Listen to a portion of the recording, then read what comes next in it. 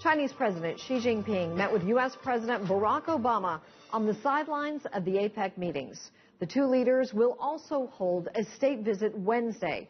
China and the U.S. have already negotiated a potential breakthrough on the Global Information Technology Agreement that could lower tariffs on electronic components. But progress on key issues from free trade to maritime security still have to be worked out, and TV's Nathan King has been following this story and joins us now with more. Nathan. Yeah, those bilateral meetings ahead of that visit at Zhongnanhai, with its beautiful lakes, fountains and guest houses, the heart of the Chinese government establishment. And it was in this relaxed setting the two leaders and their teams met face to face.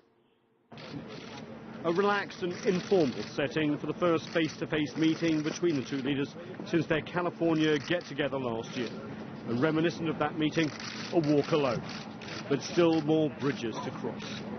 And then the two foreign policy teams meet, followed by an agreement overnight on a way forward on a long-sought-after global information technology agreement that could reduce tariffs by 25% on vital equipment like semiconductors. These efforts are not always large and public. They don't always get a lot of attention.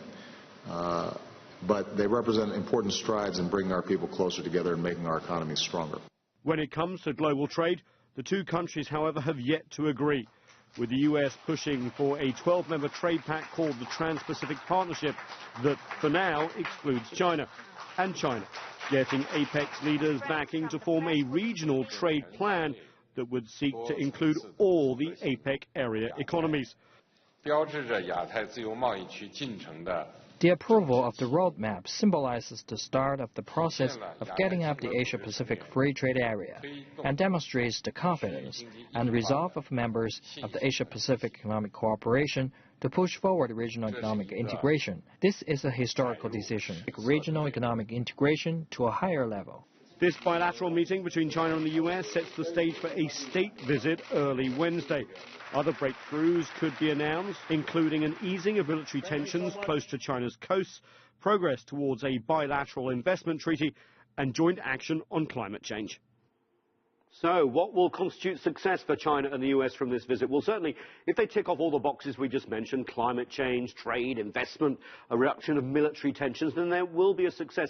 But as important is the relationship between the presidents, who, remember, started their meetings in Sunnylands, California last year, and are being built upon right now. You know, we've got 2 years left of U.S. President Barack Obama's term here in the U.S., and this is traditionally a time when U.S. presidents concentrate on foreign affairs, especially when their political rivals are in charge of the domestic agenda, which, of course, as you know, Susan, became the case last week when the Republicans took control of both houses of Congress. Absolutely.